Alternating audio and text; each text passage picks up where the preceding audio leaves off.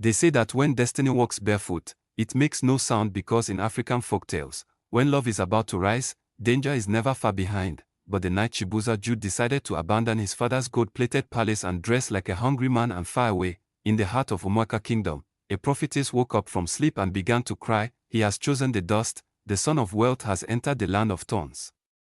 Tribulation will walk before truth, and love will be tested by fire." No one heard her, no one listened, because no one knew that the son of Chief Jude, the man whose wealth was counted in oil wells, private jets, and rivers of gold, was about to live as a security guard. And it was not for money, it was not for pride, it was for love. In the city of Abuja, Chief Jude's mansion did not sit on land, it ruled the land, tall gates made of iron and gold, cameras spinning like watchful spirits, dogs trained to smell fear. Inside, Chibuzor lived a life many men would sell their souls to have, but his soul felt empty. Every woman who came close to him loved only his father's money, his family's name, or the power that followed his footsteps. "You will marry the daughter of Senator Nelson," his father commanded him one evening. "She is beautiful. Her family is powerful. Our wealth will double." Chibuzor bowed his head as a sign of respect to his father. That night, he stood alone on the balcony, staring at the city lights. "Am I a person," he whispered into the darkness, "or a walking treasure chest?" That was the night he decided he would disappear, he would hide his name, he would dress like dust, he would become nothing, to find someone who would love him for the man beneath the gold. At dawn, Chibuzor made a plan to borrow a torn uniform from an old security man who had once worked for his father years ago. He removed his gold watch, his diamond ring, his silk clothes. He changed completely from a rich man's son into a poor man. A nobody, a guard. His new name would be Mike. That same day, he walked out of his father's compound through the small servant's gate. No one stopped him. No one recognized him. Even the guard there did not know that wealth had just stepped barefoot into the dust. He did not go far. He went to the place where the rich and the poor always crossed paths. Obina Crest Estate, a massive gated estate where politicians lived, business tycoons slept. Rich widows walked with pride, and humble workers carried invisible burdens. He applied for work as a night security guard. The supervisor laughed when he saw him. "You are too soft to be a guard." Mike smiled. "I am used to standing long hours." Which was true. He had stood long hours waiting for a real life to begin. He got the job, night shift, gatekeeper, nobody, invisible, perfect. Then, on his very first night of duty, he saw her. She wasn't dressed in gold, she wasn't carried in luxury, she wasn't surrounded by praise, she was barefoot. Her name was Purity. She walked carefully across the estate road with a basket of clothes on her head. She worked as a cleaner in one of the mansions. Her feet were dusty, her dress was simple, but her eyes looked like they had cried 1,000 silent tears. The basket dropped and the clothes inside the basket fell. The rich women inside their cars rolled up their windows. No one helped, except him. Mike crouched and helped pick up the clothes. Their hands touched. For 1 second, the world stopped breathing. She looked at him like she wasn't afraid. "Thank you," she said. That night, 2 broken words touched, and destiny smiled. From that night forward, he noticed her, she noticed him. They shared small glances, silent smiles, tiny greetings, but nothing more. The estate manager, Mr. Collins, was a cruel man. He liked power, he liked fear. And he liked Purity, not because she was beautiful, but because she had no one to protect her. One night, Mike overheard him whisper, "That girl, she will be mine or she will suffer." And deep in the soil of Umuaka Kingdom, prophetess roared in pain. "The lion's son has stepped closer to fire," she said. "They say that when evil is close, the wind becomes heavy." That week, the air inside Obina Crest Estate felt thick, and Mike felt it. He felt it in the way Mr. Collins stared at Purity. He felt it in the way shadows stretched too long at night. He felt it in the way the security room smelled of sweat and fear. But he said nothing, because a lion pretending to be a goat must learn how to bleed in silence. One night, while Mike was doing his rounds, he found Purity sitting behind the generator house, crying quietly. He almost walked away, almost, but destiny pushed his feet forward. "Are you okay?"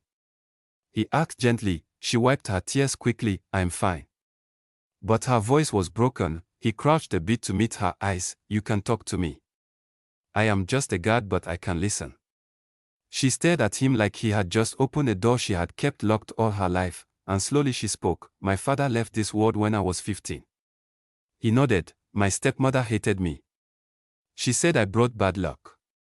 She sent me away. I came to this city to work. I thought I would find peace. But, she stopped, he leaned closer. But what? She lowered her voice. Mr. Collins has been threatening me. The night air went cold. He said if I don't agree to become his, he will sack me and tell everyone I am a thief. Mike felt heat rise into his chest. For a second, he nearly became Chibuzor again. For a second, he nearly let the lion stand, but he swallowed it, because kings who play in dust must learn patience. You are not alone, he said quietly. As long as I stand at this gate, nobody will harm you. Her eyes widened. You would defend me. He smiled faintly. I don't have much. But I have courage. That was the moment her heart shifted. That was the moment she saw something rare, a poor man who protected without asking for payment. From that night, they spoke more. In the mornings, before she entered the houses, she would greet him. In the evenings, when she returned tired, he would ask her how the day went. No touching, no promises, just softness. And that softness scared Destiny, because true love in a world of lies is always haunted. Mr. Collins noticed. He saw the way she smiled after talking to Mike. He saw the way her eyes softened, and his jealousy became a living beast. One evening, he called two rough-looking guards. Their names were John and Samson. Follow that new guard, he ordered. I want to know who he talks to, how he breathes, where he sleeps. The trap had been set. That night, Mike was writing in a small notebook. Inside it were not guard reports, they were words. If she knew who I am, would she fear me? Would she love me? Or would she change? Above that page, his phone rang, a protected number, his father's number. He stared at it, his hand shaking. If he answered, everything could break. He let it ring, again and again, then he switched it off. But John was watching from the shadows. He saw the expensive phone, he saw the calm way this poor man held it. Suspicion was planted. A few days later, Mr. Collins made his move. He accused Purity loudly in front of the residents.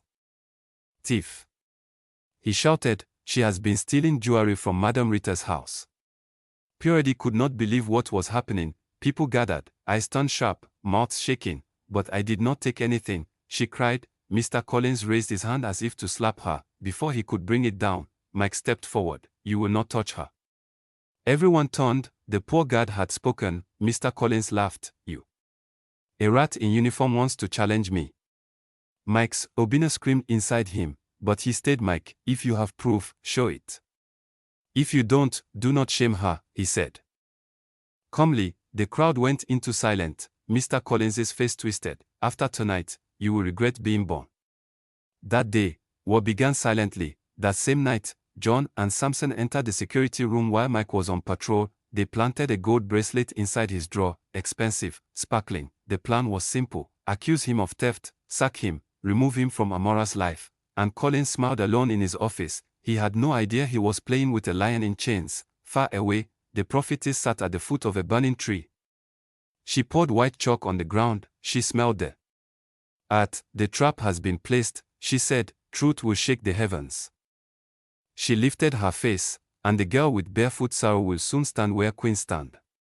They say in the villages of old that lies walk faster at night, but they are slow in the morning when truth wakes up. This was the morning truth began to stretch its legs. The sun rose red over Obina Crest Estate, like it had drunk from a wounded sky. The air felt tight. The dogs barked without reason. Even the palm trees stood still, as though they were waiting for a scream. Inside the security room, Faith was lying quietly inside a drawer, a gold bracelet, shining. Mike walked into the security room after completing his night rounds. He was tired, dusty, hungry, and unsuspecting. Mr. Collins stood there, John stood there, Samson stood there, smiling the way snakes smile before they strike. Open your drawer, Mr. Collins said calmly. Mike frowned. My drawer. Yes. Now. He pulled it open. Silence fell. The bracelet lay there like a coiled snake. What is this? Mike stared at it. He had never seen it before. I don't know, he said honestly. The slap came quickly, not on his face, on his dignity. You stupid thief.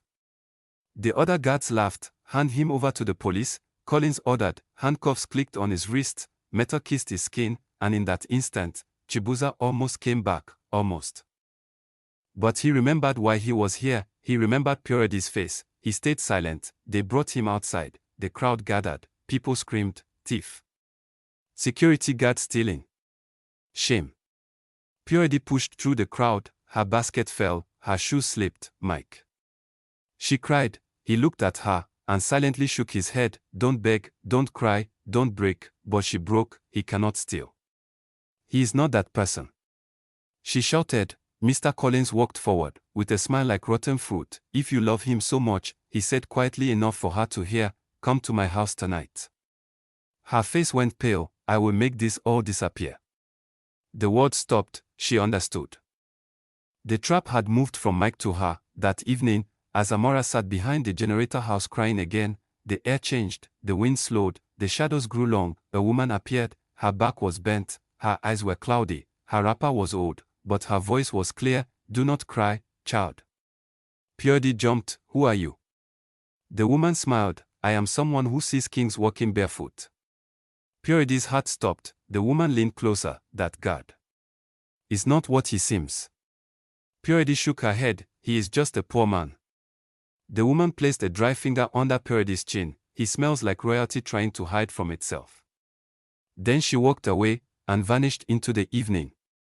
Purity sat there frozen. Her mind became a storm. Was it true? Was Mike more than he showed? That night, Mr. Collins sat in his big leather chair. Perfume filled the room. Wine sat untouched. When Purity knocked, his smile was ready. Come in. She stood with her hands shaking. He poured a drink. I can make the case disappear, he said. You can continue working. You can be safe. She swallowed. What do you want? He stood, walked closer. You. Silence. She shook her head. I cannot. His face darkened. The boy will go to prison. Her heart shattered. Somewhere in the darkness, something ancient watched. Mike sat in the cold cell. A rat ran past. The walls smelled of pain and old tears. Another prisoner leaned close. They say you're a thief, the man said. Mike smiled faintly. They say many things. That night, he dreamed, not of riches, but of Purity crying. He woke with clenched fists, and whispered softly, if I must rise as a king, let it be to protect her. Outside, Purity stood in the night air alone. She squeezed her dress. She thought of her father, her hunger, her loneliness, Mike's kindness. She lifted her face to the stars. If saving him means losing myself, I would do it. Tears fell. But her eyes hardened. The poor girl had made a dangerous decision. Purity walks into Mr. Collins's trap. A secret ritual from the village is revealed, and the lion inside Mike begins to wake. They say when a heart breaks for love, the earth listens. That night, the earth listened. Purity had made her choice, and choices made in darkness often bleed in daylight. You have decided wisely, he said. She stepped inside. The door closed. Behind that closed door, dignity fought with fear. He moved close. His breath smelled of wine. His hand reached out. She stepped back. I will do what you want, she said, her voice shaking. But first, promise me he will be free. He laughed. You are in no position to make bargains. Her eyes burned. If he is not free by morning, you will never touch me, she said. He paused. Something in her tone made him hesitate. He walked back to his desk, pulled out a phone, made a call, released the boy, he ordered lazily, and inside the cell, the door opened. Mike stepped out into the night. Freedom tasted bitter. Because he knew the price of it, he walked slowly through the quiet streets. Every step pulled his heart tighter. He reached the generator house. Purity wasn't there. He knew, he felt it. He whispered into the wind, she paid for this.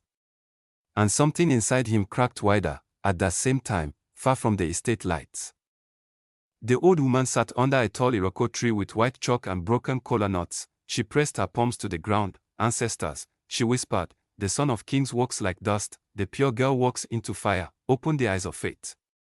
She mixed herbs into a small cloth, and buried it at the roots. You cannot hide forever, child of wealth, she said into the night. Security tried to stop him. He pushed past. The door burst open. Mr. Collins turned, shocked. Are you mad? He backed. Mike's voice was calm, deadly calm. If you have touched her you will not live to see morning, he said. For the first time, Mr. Collins felt fear, because a poor man does not speak like that. Kings do. Mike walked out of the house, and saw her, running toward the gate. He ran too. Their eyes met. They stopped. In the middle of the silence, she looked at him. He looked at her. No words, just truth. That night, they both knew. This was no longer a small story, and that night Mike revealed his true identity to Purity and confessed his love towards her.